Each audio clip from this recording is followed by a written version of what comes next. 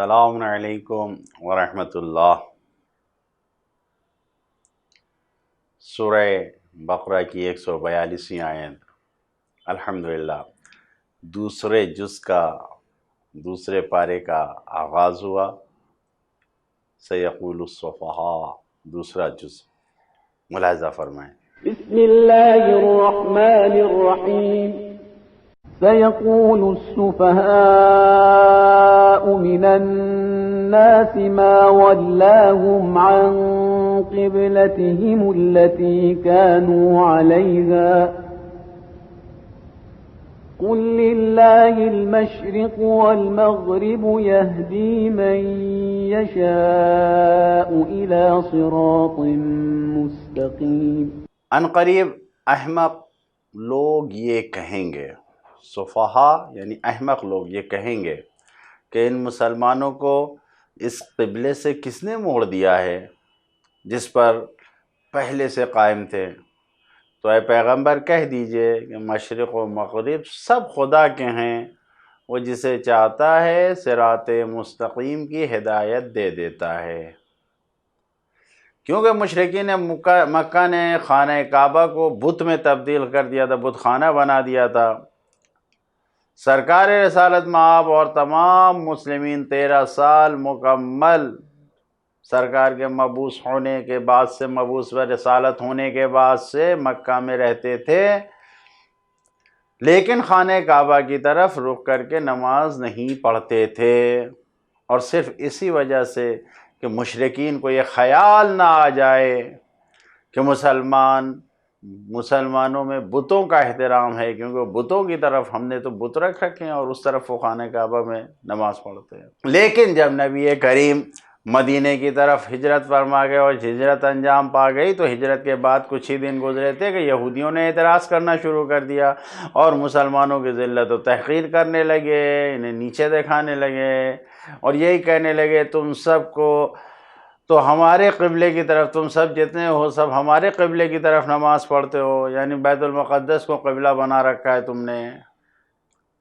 اس لیے جو بھی بیت المقدس ہمارا قبلہ ہے اور جو بھی اس بیت المقدس کی طرف رخ کر کے نماز پڑھے گا، عبادت کرے گا، گویا وہ ہماری پیروی کرتا ہے، وہ ہمارے پیروکار ہیں، اور تمہاری کوئی خود مستقل حیثیت نہیں ہے، تم خود کسی چیز کے مالک نہیں ہو۔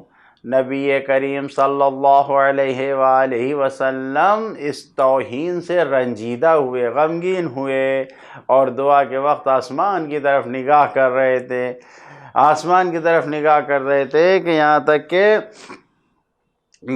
آسمان کی طرف دیکھتے ہوئے اس انتظار میں تھے کہ وحی الہی نازل آ جائے، کوئی حکم آ جائے، اسی انتظار میں تھے، یہاں تک کہ قبلہ کے بدلنے کا حکم آ گیا کہ قبلے کی طرف جو نماز پڑھتے ہو یعنی بیت المقدس سے تم اپنے رخ کو موڑ لو۔ اور جب یہ کس دن وقت آیا بدلنے کا حکم؟ ظہر کی نماز پڑھ رہے تھے ایک روز، اور ظہر کی نماز کے درمیان ہی یہ حکم آیا، حکم الہی نازل ہوا، جناب جبریل آئے اور آنے کے بعد آپ کا بازو مبارک پکڑ کر بیت المقدس سے خانہ کعبہ کی طرف رخ کو موڑ دیا۔ جس مسجد میں آپ نے 2 رکعت نماز ظہر خانہ کعبہ کی طرف اور 2 رکعت قبلہ اول کی طرف بیت المقدس کی طرف رخ کر کے پڑھی، اس مسجد کو مسجد القبلتین کہا جاتا ہے، ذوالقبلہ، مسجد ذو قبلتین، 2 قبلوں کی نماز مسجد۔ اور آج بھی مدینہ منورہ میں یہ مسجد موجود ہے۔ اس واقعے کے بعد یہودی بہت ناراض ہوئے اور انہوں نے پھر سے اب چھوٹے چھوٹے اعتراض کرنا شروع کر دیا، اور اپنی عادت کے مطابق کل تک جو یہ کہہ رہے تھے کہ مسلمانوں کے پاس خود کا قبلہ نہیں ہے، وہ ہمارے پیروں ہیں، اب پوچھنا شروع کر دیا کیوں انہوں نے گزشتہ نبیوں کے قبلے سے رخ کو موڑ لیا، آخر کیا وجہ ہے، سارے نبی بیت المقدس کی طرف اور تم نے رخ کو موڑ دیا اس طرف۔ تو سرکار مدینہ کو یہ جواب دیا گیا کہ آپ ان کا جواب دیجئے کہ مشرق اور مغرب سب خدا کا ہے، اللہ کا کوئی خاص مکان نہیں ہے، اللہ ہر جگہ موجود ہے۔ کہا کہ ان سے کہہ دیجئے جی ہاں، قبلہ کا بدلہ جانا اللہ کی حکمت کا تقاضا ہے، نہ کہ نعوذ باللہ اس کو ناتوان اور جاہل ہونے کا تقاضا ہو. نہیں، ایسا نہیں ہے.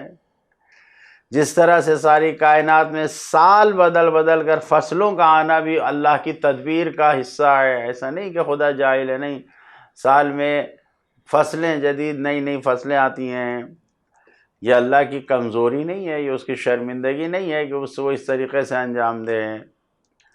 اللہ تعالیٰ ہر جگہ موجود ہے، مشرق و مغرب دنیا میں سب اسی کا ہے. لہٰذا بدن کو کعبے کی طرف موڑو. کیا مقصد ہے بدن کو خانہ کعبہ کی طرف موڑنے کا؟ مقصد کیا ہے؟ صرف ایک ہی ہے، اور وہ ہے کہ دلوں کو کعبے کی طرف موڑنا، خدا کی طرف. یعنی دل جب بدن کعبے کی طرف تو دل کعبے کی طرف، اور جب دل کعبے کی طرف تو دل پھر خدا کی طرف مڑ گیا. اور یہی اصلی مقصد ہے کہ اگر جسم کعبے کی طرف ہو نماز کی حالت میں لیکن دل کسی اور طرف ہو تو یہ قابل قبول نہیں ہے. دنیا میں سب کا قبلہ الگ الگ ہے. خواجہ عبداللہ انصاری نے ایک اشعار میں اس بات کو کہا ہے، شاہوں کا قبلہ تخت و تاج ہے، حکمرانوں کا قبلہ مال و دولت ہے، بت پرستوں کا قبلہ آب و گل ہے، خاک و مٹی، پانی. جسم بنانے والوں کا قبلہ جو جسم کو مانتے ہیں ان کا کیا ہے؟ یعنی کہ جسم کو طاقت بناؤ تو کھانا پینا، غذا خوراک، یہی ان کا قبلہ ہے. سو جاؤ، کھا لو پی لو، سو، بس یہی کام ہے. انسانوں کا قبلہ علم و دانش ہے، جو انسانیت کی باتیں کرتے ہیں وہ علم و دانش کا قبلہ ان کا. اور اللہ کے عاشق جتنے خدائی عاشق ہیں ان سب کا قبلہ وصال اللہ ہے، اللہ سے ملنا ہے. اور عرفہ کا قبلہ رب ذوالجلال کا کمال ہے، پروردگار سے ملنے کا کمال ہے. جو پیغامات ہیں اس آیت میں ملاحظہ فرمائیں. پہلا پیغام یہی ہے کہ جو لوگ ہر روز کسی بہانے کو تلاش کر کے راہ فرار اختیار کرتے ہیں وہ نادان و بیوقوف ہیں. قرآن مجید نے انہیں سفیہ کہا ہے، سیقول السفہاء. دوسرا پیغام جو اللہ کا ہاتھ احکام کے وضع کرنے اور احکام کے بنانے میں بندھا ہوا جانتے ہیں کہ خدا کا ہاتھ تو بندھا ہوا ہے، کہ اللہ بھی پابند ہے، تو ایسا انسان دماغ کا ہلکا ہے، بیوقوف ہے. اللہ پر اعتراض کرنا یہ بہت بڑی بیوقوفی ہے، اور یہ دیوانگی اور بیوقوفی کی نشانی ہے. مسلمانوں، تیسرا پیغام، مسلمانوں کو دشمنوں کی افواہوں اور ان کے شبہے اور اعتراضات کا جواب دینے کے لیے ہوشیار رہنا چاہیے اور ان کے بارے میں معلومات حاصل کرنا چاہیے کہ ان کا جواب دے کر ان کے راستے کو بند کیا جائے اور اختلاف پھیلانے کی ان کی ساری کوششوں کو ناکام بنا دیا جائے. چوتھا پیغام، اصل سوال کرنا برا نہیں ہے. جب انسان سوال کرتا ہے، پوچھتا ہے، امتحانی طور پر امتحان لینے کے لیے سوال کیا جا رہا ہے. اسی کو عادت بنا لینا، اپنا مزاج بنا لینا کہ ہمیشہ کچھ نہ کچھ اعتراض کرنا ہے، ہمیشہ کچھ نہ کچھ سوال کرنا ہے اعتراض کی بنیاد پر، یہ غلط ہے. امتحان کی غرض سے سوال کیا جائے یہ برا، یہ صحیح نہیں ہے. پانچواں پیغام، کسی بھی مکان یا کسی بھی زمانے کا مقدس ہونا یہ پروردگار عالم کی عنایات سے جڑا ہوا ہے، نہ کسی اور چیز سے. للہ المشرق والمغرب. چھٹا پیغام، قبلے کا تبدیل کرنا سرکار رسالت مآب کے ذریعے سے گزشتہ آسمانی کتابوں میں بھی تھا. آخری نبی کی پہچان کے طور پر قبلے کا بدلنا سرکار کے بارے میں گزشتہ کتابوں میں موجود تھا. اور یہدی بہی من یشاء کا مطلب یہ ہے کہ جو اس آیت میں کہا گیا کہ یہدی بہی من یشاء، یعنی کچھ لوگوں کی ہدایت کا ذریعہ یہی قبلے کا بدلنا بنا ہے. جب قبلہ تبدیل ہوا تو لوگ انتظار میں تھے آخری نبی کے، اور جب قبلہ کا حکم، تبدیلی کا حکم آ گیا تو ان لوگوں کو یقین ہو گیا اور اس کے ذریعے سے ہدایت پا گئے.